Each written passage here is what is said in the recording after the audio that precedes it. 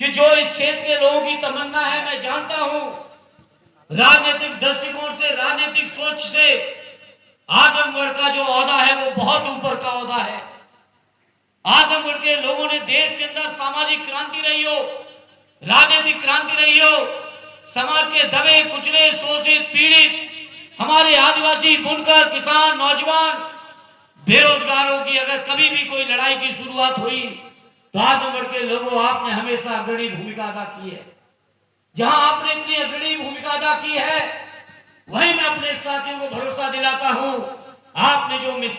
मसाल हमें थमाई है उस मसाल को कभी बुझने नहीं दूंगा, उस मसाल को जलाने का काम करूंगा। आजमगढ़ के लोगों यह भी यकीन दिलाता हूं, साथी आशीर्वाद चर्चा कर रहे थे इलाहाबाद की सड़कों पर, मुझे एहसास है इलाहाबाद विश्वविद्यालय में रहते हुए आजमगढ़ के हमारे हजारों साथियों के बीच हमको बहुत कई बार संघर्ष करने का मौका मिला है साथी। इसलिए मैं आजमगढ़ के लोगों के बीच मुझे कुछ नया बताने की जरूरत नहीं है। शायद आजमगढ़ की कोई ग्राम सभा ऐसी होगी जिस ग्राम सभा के लोग नौजवान हमारे बीच न पड़े हो, मेरे साथ न पड़े हो। इसलिए मैं आपसे कहना चाहता हूं, चाहे सड़क का संघर्ष हो, चाहे संसद का संघर्ष होगा, हम समाजवादी जो धारा है उस धारा को अनवरत आगे बढ़ाने में मेरे आजमगढ़ के लोगों कभी कोई कसर नहीं रखूंगा। ये मैं आज आपको कहना चाहता हूं। आज मैं आपको इस बात के लिए भी आश्वस्त करना चाहता हूं, भरोसा दिलाना चाहता हूं, ये जो हमारे समाजवादियों की लड़ाई है, जिस लड़ाई को पीडीए के एक नया रूप देके, पीडीए का नाम देके, जो सत्य नेताजी की सामाजिक न्याय की जो लड़ाई थी, उस लड़ाई को आदरणीय राष्ट्रीय अध्यक्ष जी ने जो पीडीए के नारे के साथ आगे बढ़ाया है, उस पीडीए की लड़ाई को भी हम लोग कहीं से कमजोर नहीं होने देंगे, ये आपको यकीन दिलाता हूं। आज हम और आप यहाँ खरियानी में, मेहनगर में जहां सम्मेलन कर रहे हैं, वहीं लखनऊ के अंदर आदरणीय राष्ट्रीय अध्यक्ष जी ने पार्टी का घोषणा पत्र भी जारी करके दिखा दिया है। और घोषणा पत्र ऐसा जारी किया है जिस घोषणा पत्र के माध्यम से मेरे किसान, मेरे नौजवान, मेरे व्यापारियों, मेरे बुनकरों, मेरे बेरोजगारों, जितनी भी समस्याएं हैं, सभी समस्याओं का समायोजन समाजवादी पार्टी के अपने घोषणा पत्र में है साथियों। जब मैं मंच पर आया था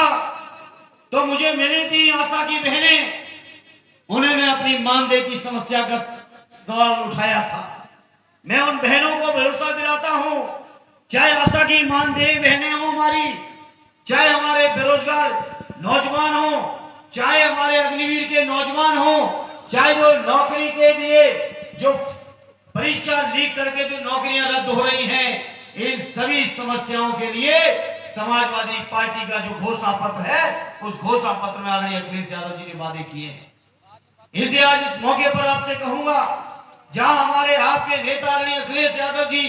चिंतित हैं इस बात के लिए कि कैसे हमारे किसानों की आमदनी दूनी हो,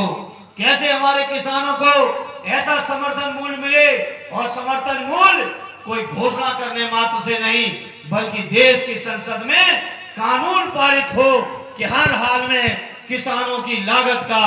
1.5 गुना समर्थन मूल्य होगा, ऐसा इंतजाम करने का प्रयास हमारे राष्ट्रीय अध्यक्ष जी करेंगे साथियों। राष्ट्रीय अध्यक्ष जी ने वादा किया है,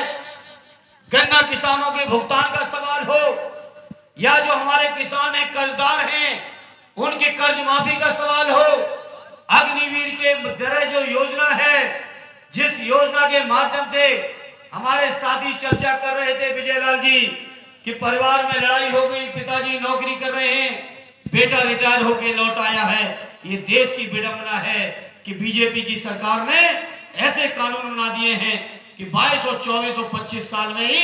नौजवान रिटायर होकर घर लौट आएंगे। ऐसे नौजवानों को मैं अपनी पार्टी की ओर से आश्वस्त करता हूं, दिल्ली में जब समाजवादियों के सहयोग की सरकार होगी तो अग्निवीर का ये जो वर्तमान योजना है इसको निरस्त करके फौजी भाइयों की जो पहले वाली भर्ती थी उसी भर्ती को आगे बढ़ाने का काम करेंगे। साथियों, ये भी भरोसा दिलाना चाहता हूं, पार्टी के घोषणा पत्र की बुनियाद पर आदरणीय अखिलेश यादव जी के माध्यम से ये भी आपको भरोसा दिलाना चाहता हूं, जो हमारे सरकारी कर्मचारी हैं, जो हमारे सरकारी शिक्षक हैं, टीचर हैं, इनको जो पुरानी पेंशन की जो मांग चल रही है, उस मांग को भी पूरा करने का वादा समाजवादी पार्टी ने अपने घोषणा पत्र में कर दिया है। लंबा घोषणा पत्र है और आप सब जानते हैं, मेनगर के लोग, आजमगढ़ के लोग, समाज